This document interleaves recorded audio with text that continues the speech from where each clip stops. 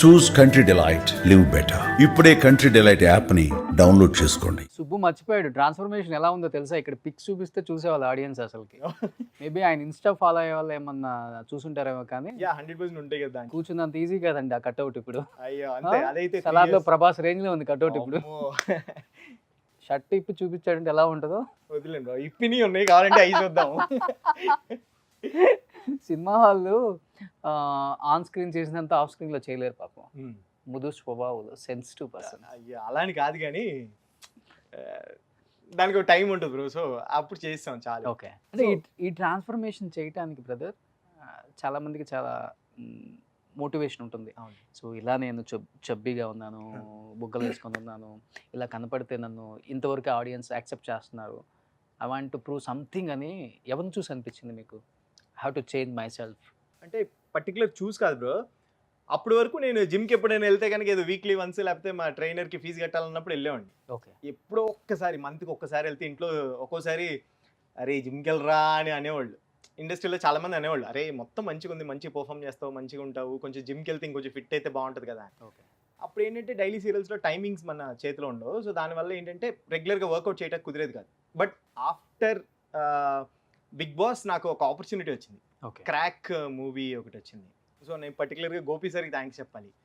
So crack మూవీకి వచ్చినప్పుడు నేను ఆడిషన్ ఇచ్చాను, ఓకే అయిపోయింది. కట్ చేస్తే ఒక 30 days ఎంతో గ్యాప్ ఉండింది మధ్యలో.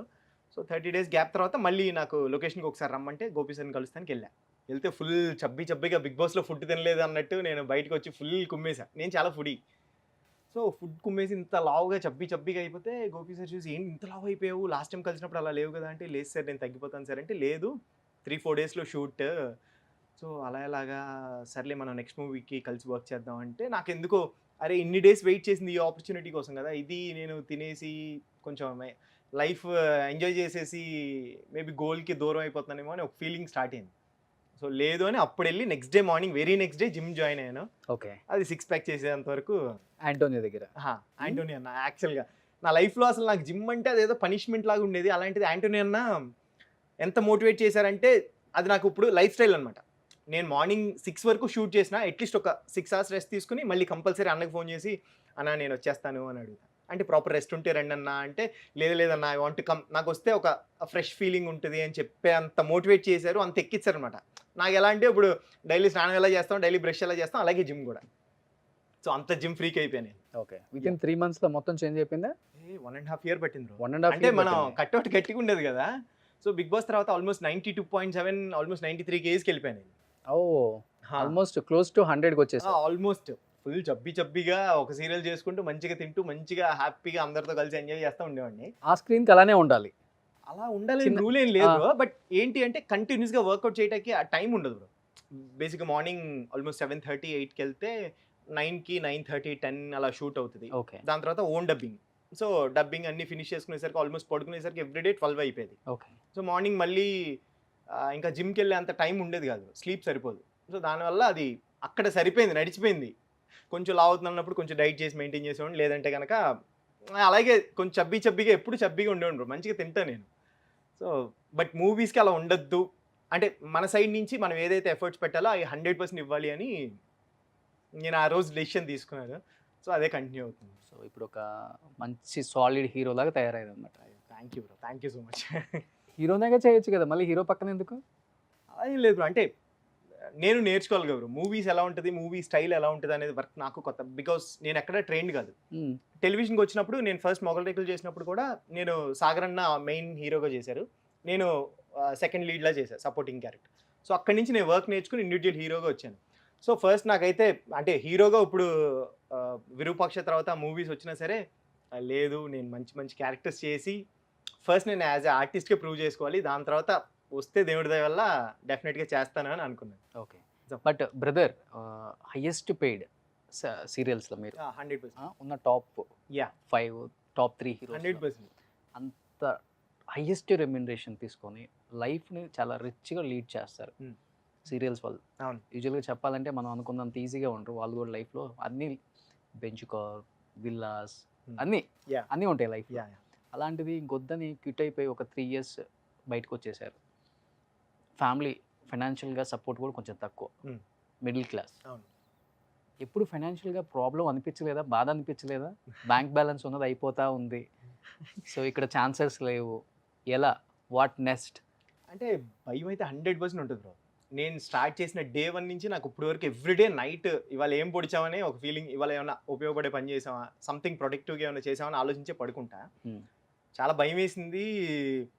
ఒక్కోసారి లేదు మళ్ళీ సీరియల్ చేసేసుకుందాము అంటే మూవీ సర్కిల్ లేదు బ్రో, నాకు జీరో సర్కిల్. ఓకే. బికాస్ వచ్చిన డే 1 నుంచి సీరియల్స్‌లో 30 డేస్ బిజీ ఉండేవాడిని. ఎప్పుడు busy. Back to back 2 serials చేస్తా. సో దానివల్ల ఏదైనా మూవీ ఆఫర్ చిన్న మంచి క్యారెక్టర్ వచ్చినా సరే చేయటానికి ఉండేది కాదు. చాలా భయమేసింది. ఫినాన్షియల్ ట్రబుల్స్ చూశాను. బట్ ఒక నమ్మకం, సీరియల్స్‌లో నాకు ఒక్కళ్ళు కూడా తెలీదు. Not even 1%. But as assistant డైరెక్టర్‌గా జాయిన్ అయ్యి అక్కడి నుంచి కెరియర్ స్టార్ట్ చేసి క్యారెక్టర్ ఒక మొగల్ రేకులో ఒక మంచి క్యారెక్టర్ చేసి దాని తర్వాత మెయిన్ లీడ్ చేశాను. సో అప్పుడు ఏదైతే నమ్మకం ఉందో నాకు ఇప్పుడు అదే నమ్మకం ఉంది. Hmm. సో యాక్టింగ్ చేసే వాళ్ళకి డెఫినెట్గా కష్టపడే వాళ్ళకి ఇండస్ట్రీ ఎప్పుడు అన్యాయం చేయదు అని. సో అదే గుడ్డి నమ్మకంతో ఫైట్ చేస్తున్నాను బ్రో. సో విరూపాక్ష దానికి చిన్న బూస్టప్ ఇచ్చింది అనమాట. ఎలా బేసికల్‌గా రవి ఎలా ఉంటారు? సెన్సిటివా? లేకపోతే ఏది వచ్చినా గానీ ఛాలెంజింగ్‌గా తీసుకుంటారా? లేకపోతే ఎమోషనల్ టైపా? మిక్స్డ్ వర్షన్ బ్రో, అన్నీ it depends on the situation. కొన్ని సిచ్యుయేషన్స్ వచ్చినప్పుడు 100% టఫ్ ఉంటాను. ఏది ఉన్నా సరే ఫైట్ చేయాలండి. మూవీస్ విషయంలో నేను ఫిక్స్ అయ్యా గట్టిగా. ఒక టైం అంటూ పెట్టుకుంటే అవ్వదు, Hmm. అయినంత వరకు ఫైట్ చేద్దాం. ఓకే. అవ్వకపోతే కనుక ఎలాగో మనకి టెలివిజన్ వాళ్ళకి ఆ లవ్ ఎప్పుడు ఉంది. బ్యాక్ టు బ్యాక్ సీరియల్స్ అడుగుతూనే ఉన్నారు. ఈ 2-3 ఇయర్స్లో ఆల్మోస్ట్ 18 సీరియల్స్ కాదన్న. Hmm. నాకు అనిపిస్తూ ఉంటుంది, అరే ఇంత మంచి రెమ్యునరేషన్ హ్యాపీగా మనకు అలవాటు అయిన పని. అక్కడ నాకు ఎంత సీరియల్ ఒక 50,000 ఉంటుందా మీకు రెమ్యునరేషన్ ఒక పర్ డేకి? అది చెప్పకూడదు బ్రో, అది ప్రొఫెషనల్ ఎథిక్స్ అంత Okay. ఉండదు బ్రో. Okay. టెలివిజన్లో అంత ఉండదు. Hmm. బట్ ఆల్మోస్ట్ దగ్గర వరకు ఉంటుంది. ఓకే. సో దగ్గర దగ్గర అంటే ఒక 40-45. ఓకే. బాబోయ్ మీరు చాలా డేంజర్ ఉన్నారు బ్రో. ఓకే.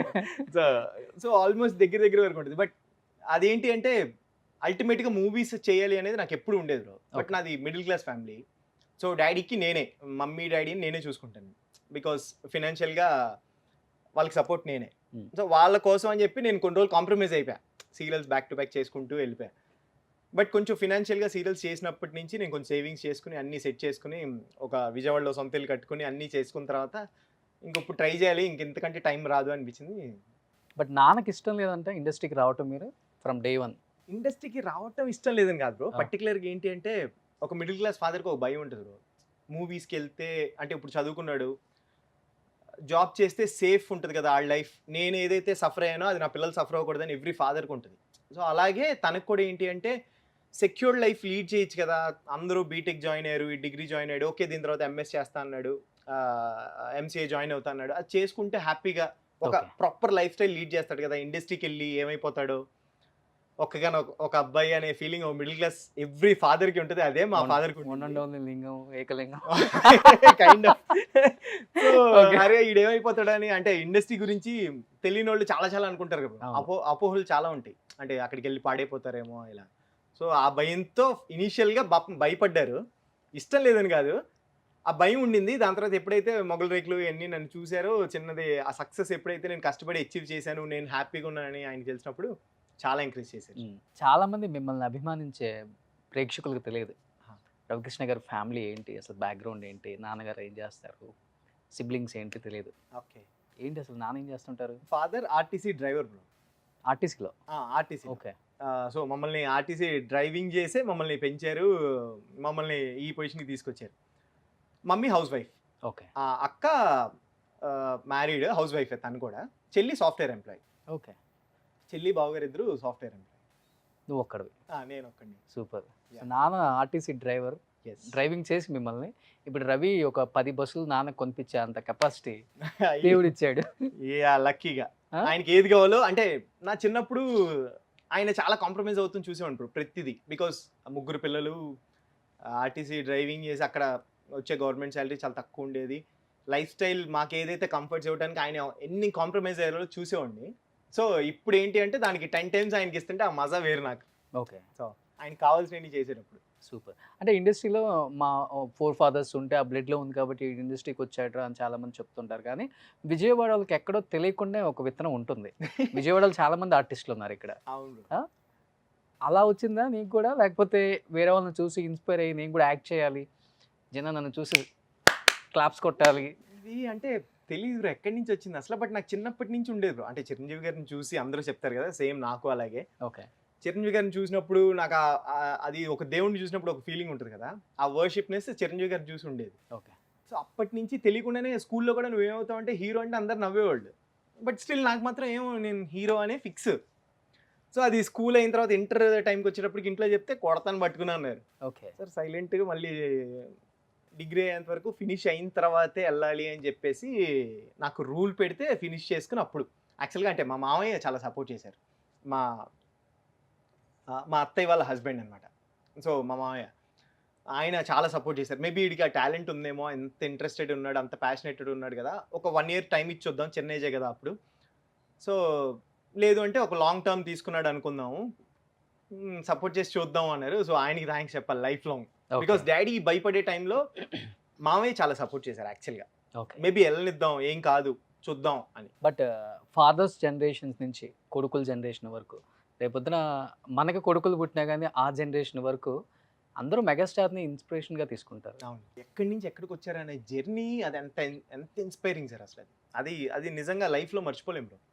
అది సార్ చెప్పవసరలా, ఆయన చూస్తేనే తెలుస్తూ ఉంటుంది డే 1 నుంచి ఎక్కడ స్టార్ట్ చేసి ఎక్కడికి వెళ్ళారు అనేది. సో ఒక కామన్ పర్సన్కి మేబీ ఆయనే టార్గెట్.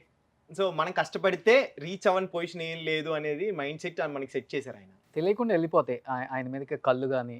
అది డిఫాల్ట్ బ్రో. అసలు నాకు చిరంజీవి గారు ఉన్నారంటే పక్కన ఇంకెవరన్నా బ్లాంక్. సో అలాంటిది మెగాస్టార్తో వర్క్ చేయాలన్నమాట. I hope so bro. ఆ వెయిటింగ్ ఆపర్చునిటీ కోసం.